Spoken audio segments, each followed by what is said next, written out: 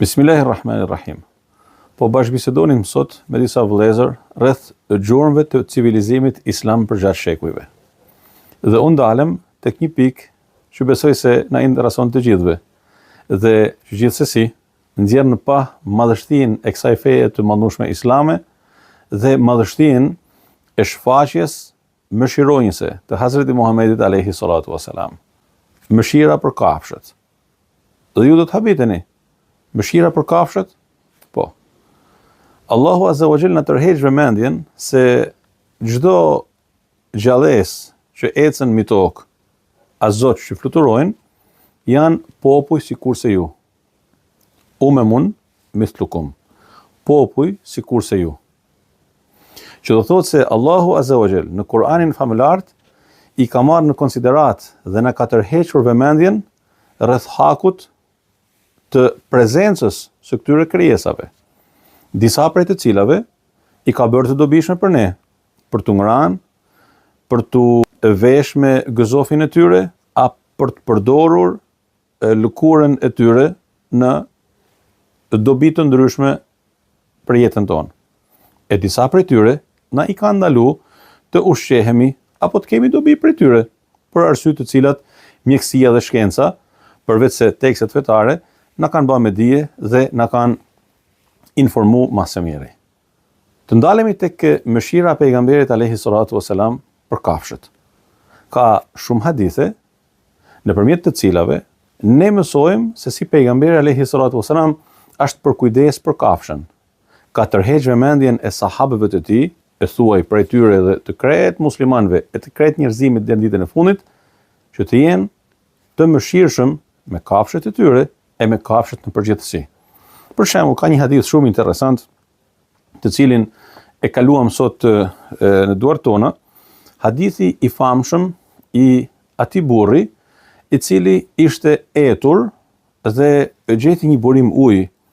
U ul aty të merrte ujë dhe piu sa e hoqi etjen e tij.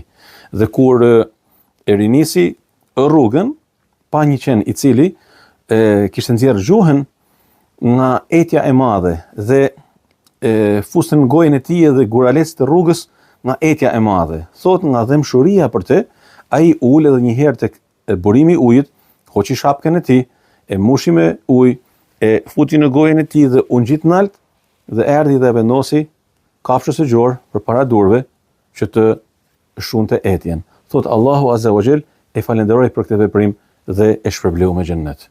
Ose na përmend rastin e një gruaje e cila kishte izoluar një mace të gjor, as nuk i jepte për të ngranë dhe nuk e lejonte të hante nga ushqime të ndryshme apo me turinat e rrugës. Thot Allahu Azza wa Jall e dënoi për veprimin e saj. Disa sahabe pyetën dhe i thanë, ja Rasulullah, a kemi ne shpërblim, dhe thënë për mëshirën që tregojmë për kafshët tona? Tha alayhi salatu wasalam, në çdo frymë të gjallë ka shpërblim. Rregull. Në çdo frymë të gjallë ka shpërblim. Që thotë se muslimani, kur i bën mirë kafshës, shpendit, zogut, peshkut, pra çdo frymë të gjallë, i bën mirë, qoftë edhe një kotherë buke, qoftë edhe me pak oriz, qoftë me pak ushqim, çdo qoftë ai i dobishëm për atë kafshë, ai do të shpërblet tek Allahu i madhruar. Në një rast tjetër, përmendet se pejgamberi alayhi salatu wasalam i tërhoqi vëmendjen disa prej bashkohësve të tij duke thënë që mos e bani kurrizin e kafshëve tuaja vend për të ulur. Pra disa njerëz të cilët qëndrojnë mbi kafshën edhe për te nevojës, nga mëshira e tij për kafshën. Transmetohet se pejgamberi alayhi salatu wasalam hyri një ditë në kopshtin e një prej ensarëve, pra prej banorëve musliman të Medinës. Dhe një deve prej deveve të atij kopshti ju anku pejgamberit alayhi salatu wasalam. I lotun syt. Dhe pejgamberi e përkëdheli fytyrën e asaj deveje dhe ja shiu lotët, pastaj tha, kush është i Zoti i kësaj deveje? A nuk i fregohesh Allahut për këtë kafshë që e ka vënë në shërbimin tënd, sepse ajo mu ankua se ti e ke lanë pa ngranë dhe e ke lodhur së tepërmi. Subhanallah.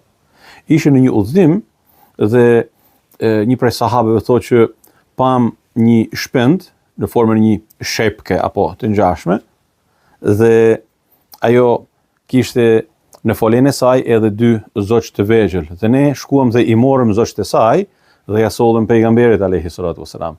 Dorsa ai shpend, pra nana, erdhi duke rrah krahet. Pejgamberi alayhi salatu wasalam tha, kush e ka friksuar këtë nanën dhe ja ka marrë zoqt e saj, kthejeni zoqt e saj. Tekste të shumta, të panumërta, nëpërmjet të cilave pejgamberi alayhi salatu wasalam na tërheq vëmendjen për të pasur mëshirë për krijesat e Allahut. Ka një hadith që thotë se në ditën e gjykimit disa zogj shpend do të vijnë dhe do të ankohen tek Allahu Azza wa Jall se filani na ka vra, pra na ka godit pa pas nevojë për të ushqyer ne. Pejgamberi alayhi salatu wasalam e ndaloi që njeriu ta marrë kafshën në shenjë për argëtim, siç bëjnë shumë njerëz sot. Pejgamberi alayhi salatu wasalam e mallkoi një person I cili kishte damkos fytyrën e një gomari, e ndaloi këtë veprim në mënyrë kategorike, siç veprohet edhe sot që ka njerëz që damkosin kafshët e tyre duke I vendosur shenja dalluese. Kjo është ndaluar në Islam. Prandaj të dashur të shtrenjtë, teksa flasim për gjurmët e vjetra në tekstet e pejgamberit alayhi salatu wasalam e para tyre në Kur'anin famullar, që na dëshmojnë për madhështinë e civilizimit islam, duhet njehemi krenar për këtë fe.